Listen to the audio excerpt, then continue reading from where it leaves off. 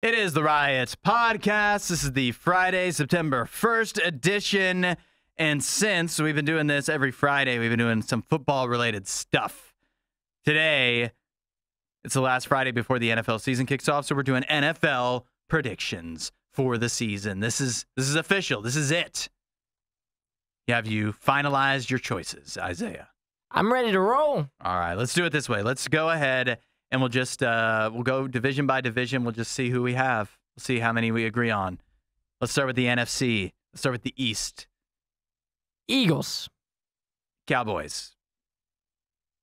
I don't hate it, but I don't agree with it. I just think the Cowboys, I think they're going to be good in the regular season. I'll tell you right now, they're not my Super Bowl pick, but I think they have a very talented roster.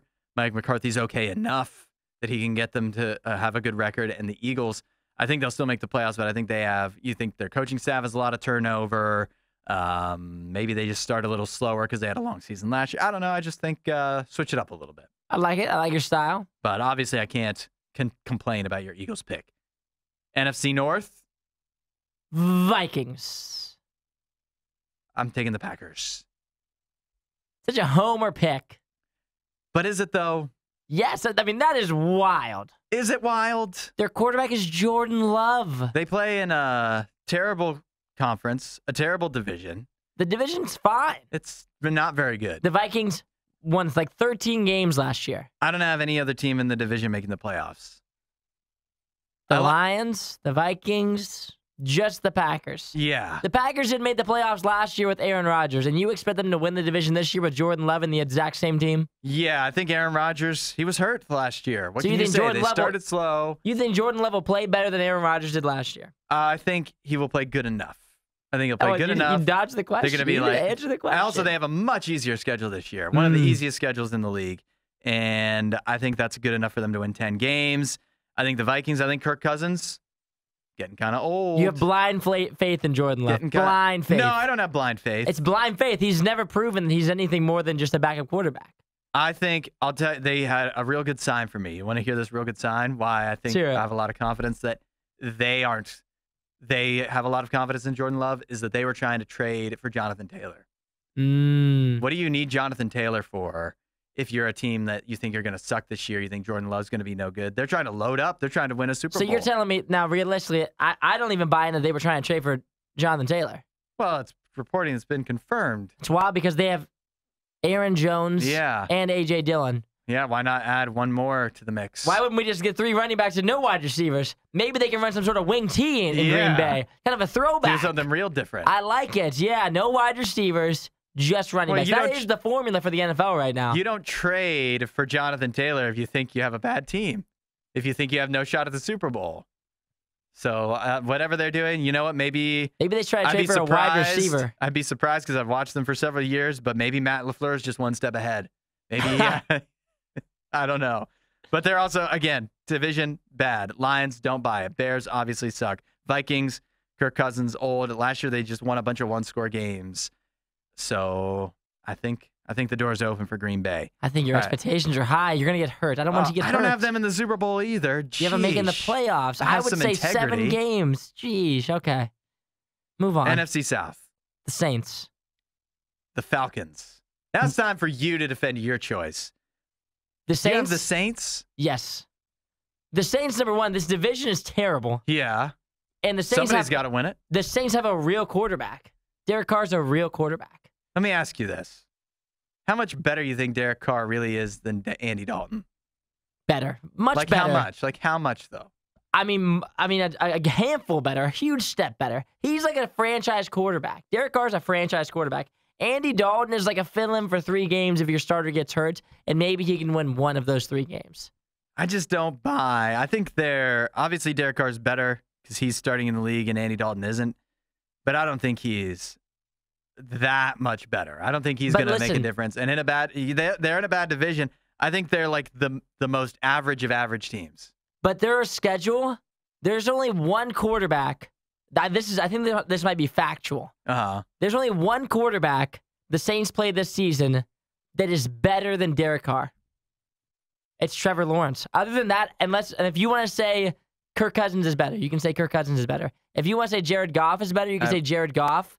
But other than that, I don't even think it's questionable whether or not the rest of the quarterbacks, they have a quarterback advantage. And if you have a quarterback advantage, you're going to win a lot of games. You want to hear a crazy stat I just heard? That the Saints, what do they have, 17 games? Yeah. They're favored in, I think, 14 of the games. And yet the average line on all of their games, you average it all out, is like 1 point.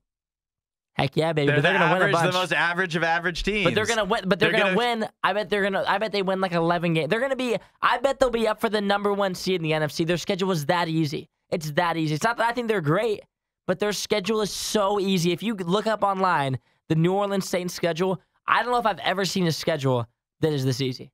The Falcons have an easy schedule too. I mean, they're in the same division, and but we just don't know what their quarterback is. They won 7 games with Marcus Mariota, who has been in the league for a long time. Yeah, but he's not very good. Do you think Desmond Ridder's going to be better? For what reason? If he's at least as good, and the rest of the team is better, which they should be. They got Bijan Robinson. It's another year. I mean, they had a real bad roster when Arthur Smith took over as coach. So, I think they've got a higher ceiling than the Saints do. I just think that I've never seen, like, I can't think of the last time a rookie quarterback has ever even won a division, let alone a division where there already is a good quarterback in it, which is Derek Carr.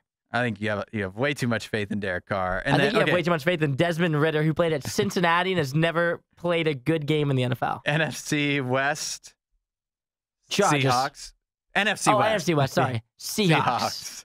We're with that. We finally agree. The Seahawks. Geno Smith. Do you know who you have the other 3 teams making the playoffs in the NFC? Who I have making the playoffs? I'm not sure. I don't have the wild cards. Who do you have? Who do you have? Eagles, Giants, and Rams. I think it'll probably be Eagles, Giants, Rams. Rams, yeah. Rams are that's a hot take there. Yeah. I'm not sure who else. I mean, I think I'll have probably the Lions will be right there for me, probably making it. I think the Cowboys will be right there making it. Mm-hmm.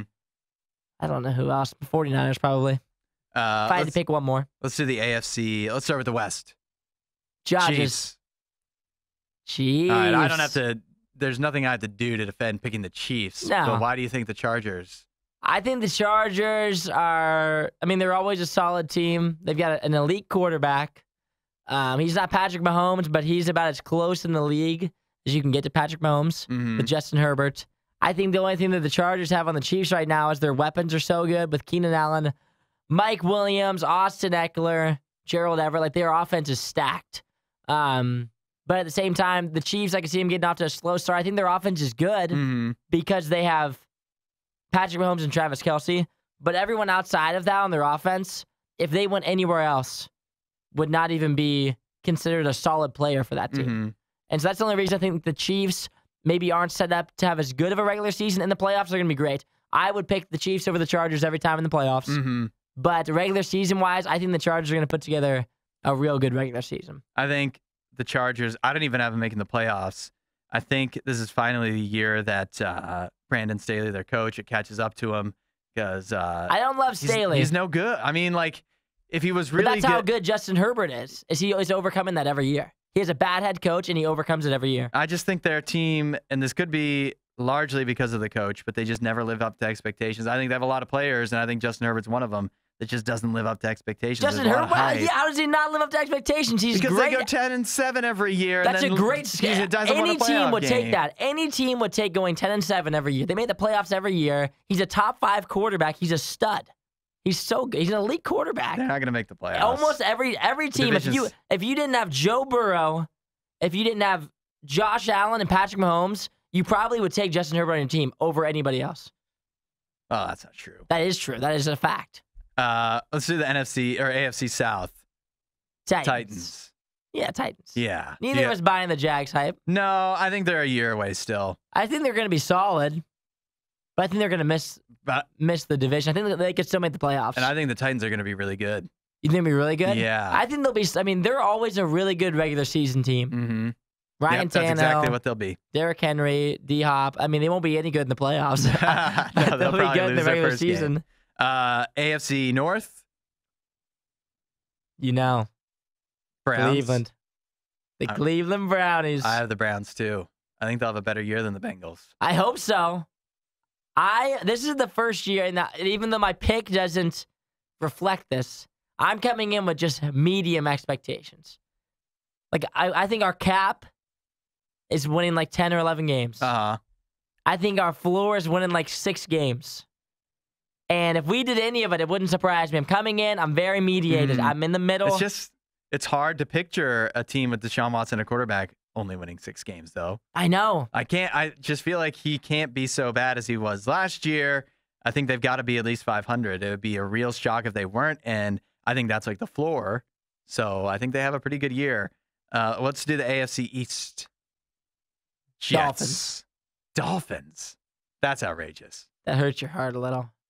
Yeah, you're picking like the worst quarterback in the division, and he might not even play all the games. Whoa, that's not true. Mac Jones is the worst. Tua was up for MVP last year at one point. If he doesn't get hurt, then they're done.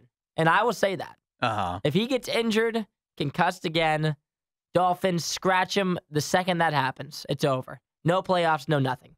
Losing record, depending on when it happens. Yeah. But if he plays the whole season, I think they have just as much of a shot at winning that division as the Bills and the Jets. I think it's just a 3-man race. It's literally just a flip of a coin of who you want to pick. If you want to pick the Jets, you can pick the Jets. Doesn't surprise me. If you want to pick the Bills, pick the Bills. If you want to pick the Dolphins, I'm cool. It's like if in any of the other divisions, if you picked the third place team, most people will be shocked. But that division's so good that a lot of people are putting the Dolphins at the 3, and I think they could just as easily be the 1. All right. This has gone on long enough. What's your Super Bowl pick? Seahawks out of the NFC. Love the Seahawks. I also have the Seahawks. You're ridiculous. What? I'm agreeing with you. Did you just not pick it because I picked it? No. What about my other picks makes you think I would do that? I know. You're right. We've argued on every single one. Seahawks versus... We probably have the same. Yeah, we probably do, right? Jets. Cleveland. I thought you said that you didn't... They're my team, okay? Yeah. I'm homering my Super Bowl pick. So you're invalidating your pick. I believe in the Jets. I wouldn't bet on it. I wouldn't tell you to bet on the Browns, ever. I wouldn't even tell you to bet on the Browns to have a winning record. I wouldn't do that to my loyal listeners. I wouldn't lead you astray like that. But if you ask me who I think is going to the Super Bowl, the Cleveland Browns, baby, and I'll say it every year. Next year, guess who I think is going to the Super Bowl? The Cleveland Browns. Until we really, really suck, then I'll be real. But until then, I like the Browns. I don't like them that much. I would be shocked if they're in the Super Bowl, but I definitely think they'll make the playoffs. But the Jets, I mean, tell me about a hole on the roster, and when you've got the best quarterback that's ever lived helming the way, and the best roster in the league, I don't know what else you want from me. What you want from them. So I think they will beat the Seahawks in the Super Bowl. So you have Jets winning it all. I do, and I believe that. I love it. All right. Football is back, and I'm excited. I'm so excited.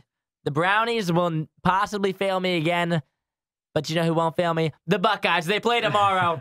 OSU, baby. We're back. I can't wait. It is the Riot. You won't hear a show like this anywhere else, and that's probably for the best. The worst of the Riot. Radio U. Khloe Kardashian had her child, her most recent baby, a little over a year ago. She didn't actually name it. What'd she do with it? On her birth certificate, she just called it Baby Kardashian. What's a cute name? It's kind of like Baby Driver. Yeah. If you've seen the movie. I have seen the movie. She just called it Baby on the birth certificate, but now she's finally settled on a name for the child her and Tristan Thompson had together. Former NBA star for the Cleveland Cavaliers. Mm-hmm. The new name for the 13-month-old is Tatum.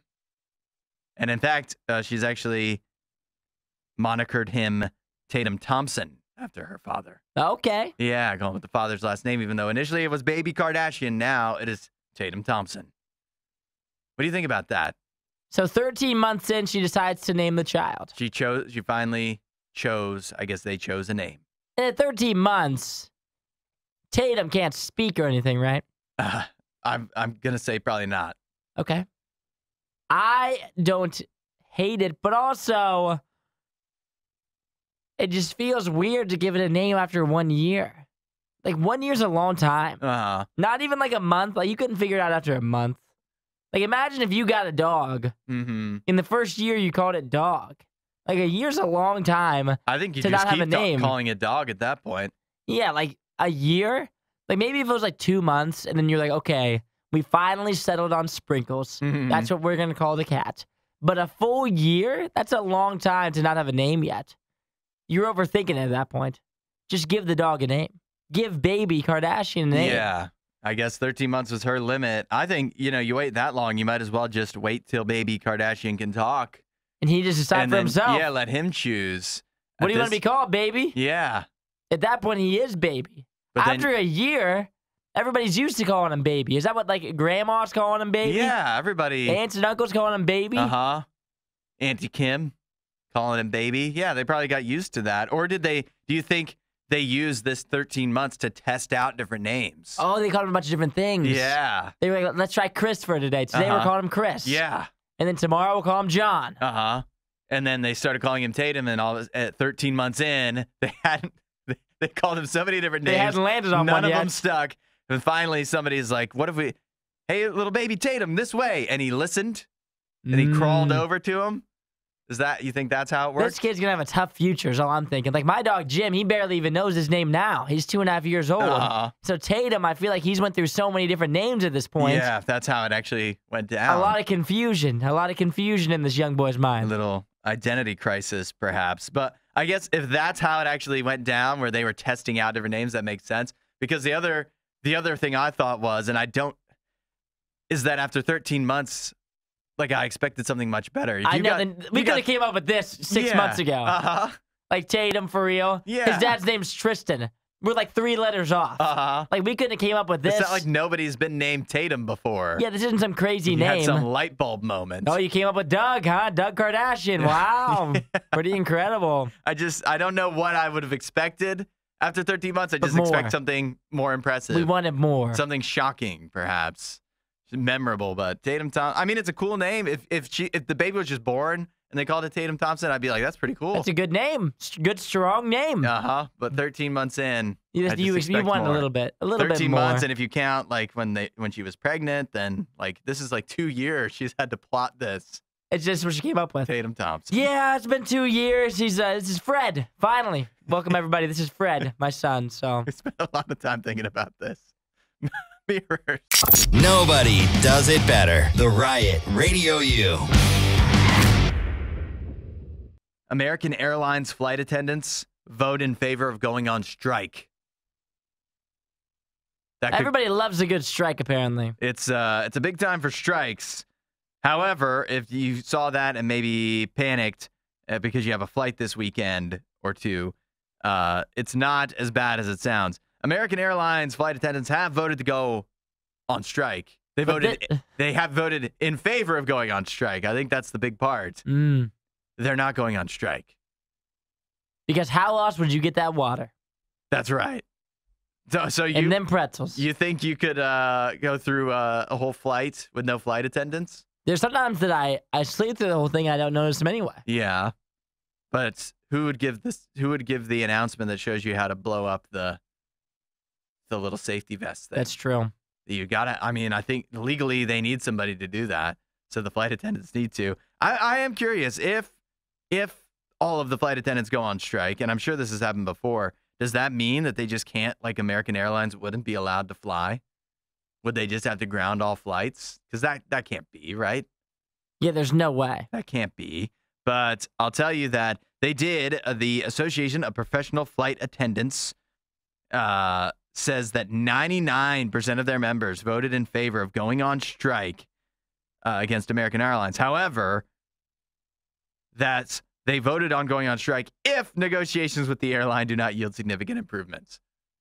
So what are they so upset about? So there's a whole road they have to go down to before they would actually get to striking. And it's probably really easy to say, yes, I would go on strike if you're not in imminent danger of actually having to go on strike and miss out on paychecks, you know?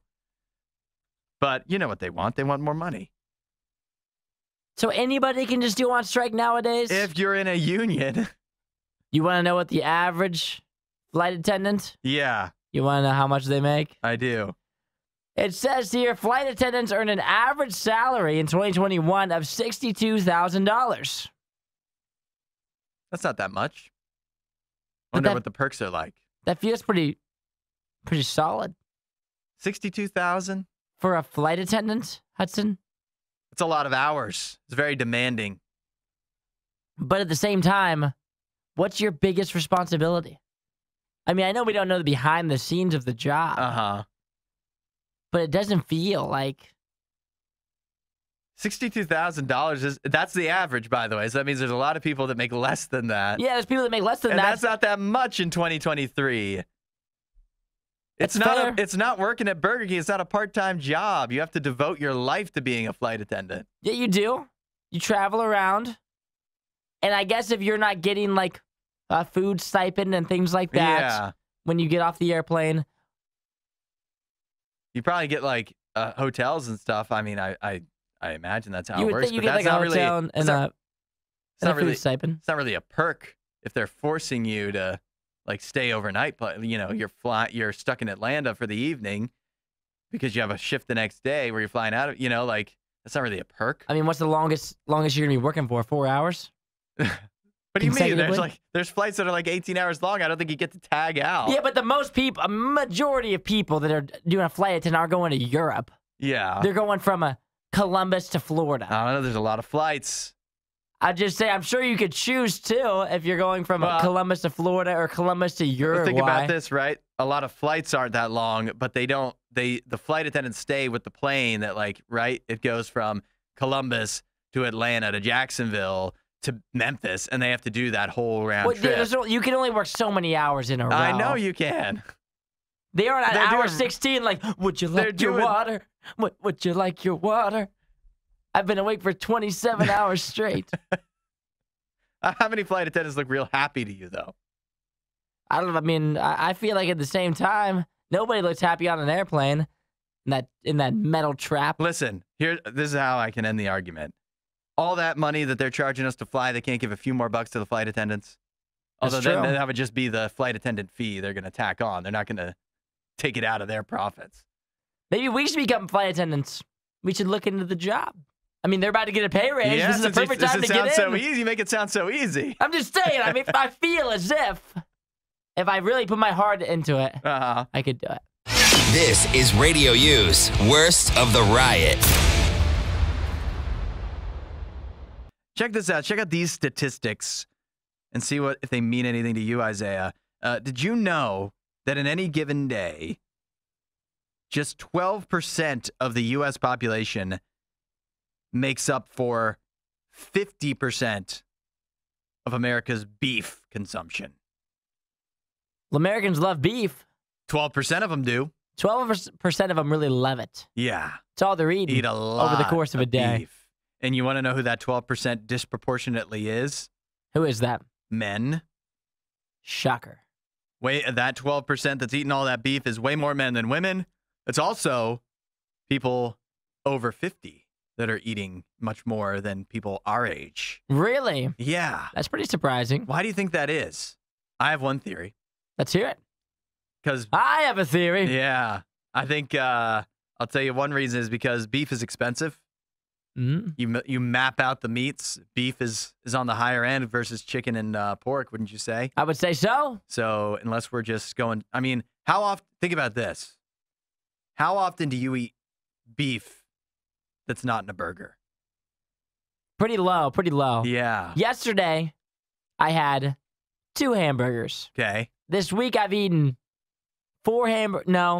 6 Oh, so it sounds like you're part of the 12%. I then. think I've eaten at least 7 hamburgers this week. No, you have not. I have eaten you 7 eaten hamburgers. anything else? I've eaten 7 hamburgers this week.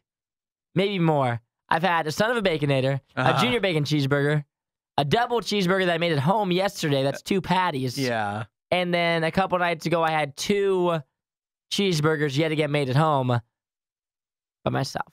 It sounds like you're in the 12% there, buddy.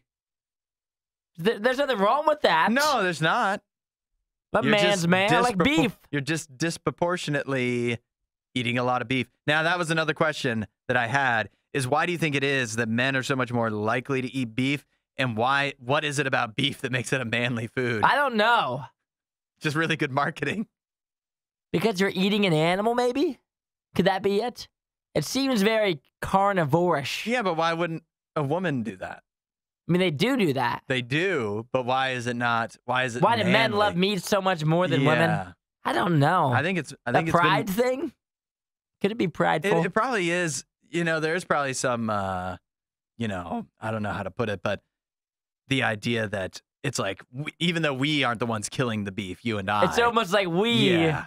It's like an ego thing. It's like a dominance thing. It's like a power we. thing. Yeah, we overtook them. Yeah. We overpowered them. I'm a man. I'm powerful. I eat beef. Isn't that wild? I eat a burger that I didn't kill. Men are so barbaric. I know. Why is that our thing? I don't understand how that's our thing. But the same thing too, because I guess if all this is true, then it would stand to reason that like women would be more likely to be vegetarians, which do you think that's true? I think it's true. Oh, it's for sure true. Because they're more kind and caring, and so they wouldn't want to hurt. They're less likely to want to hurt a creature. Why does that get to be their thing? That sounds so much nicer. I don't know. Wouldn't you rather that be your thing? I would rather be known as kind and caring. We could be kind and caring. Than be like a prideful, egotistical killer. That's what men are known as. The only thing holding us back from being that is doing it. Well, that doesn't, I mean, it's just a stereotype. First, you got to stop eating burgers. First of all. Whoa. Let's not get crazy. Oh, hi there. This worst of the riot. Crank that up. Radio U. Taylor Swift, obviously, has already taken the music industry by storm. But it seems now she has her sights set on the movies as well. Somebody's got to stop her. Somebody, yeah. Yeah, I'll say. Taylor Swift just announced that she's got a new movie titled Taylor Swift, The Eras Tour, coming to theaters. Obviously, it gives you a different kind of perspective on the Eras Tour that's been so successful around North America already. But check this out. Now that she's announced that it's coming out on October 13th, just in time for my birthday. Might be an idea and a little outing for you and I. Oh, a birthday party for you. Yeah, you want to give me a gift? But here's the thing. She announcing this has caused what was one of the biggest movie releases of the fall to be too scared to be able to release that weekend. I'm sure you're familiar with a movie called The Exorcist. I'm in danger. Scary movie. Yeah.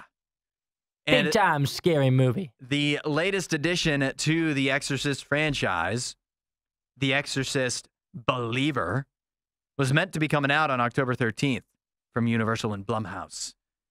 But now that Taylor Swift's Eras Tour movie is going to be out in theaters that day, they've decided to move The Exorcist Believer to a different date so that it doesn't interfere.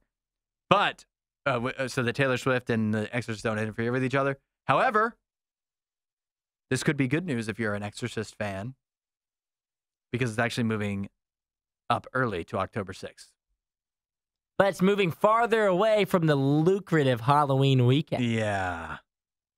So it's a real give and take. See, I think they should have stayed. You think so? Because I don't think that their audiences cross.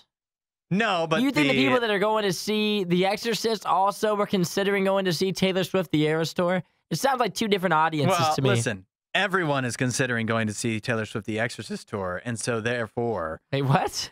Everyone is considering going to see, let me repeat that, the Taylor Swift Eras Tour movie.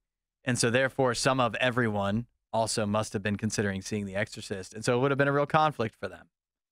I don't think that it would have been at all. I feel like this could have been two separate things. I think they would have been okay. But think about the crowd crossover, too.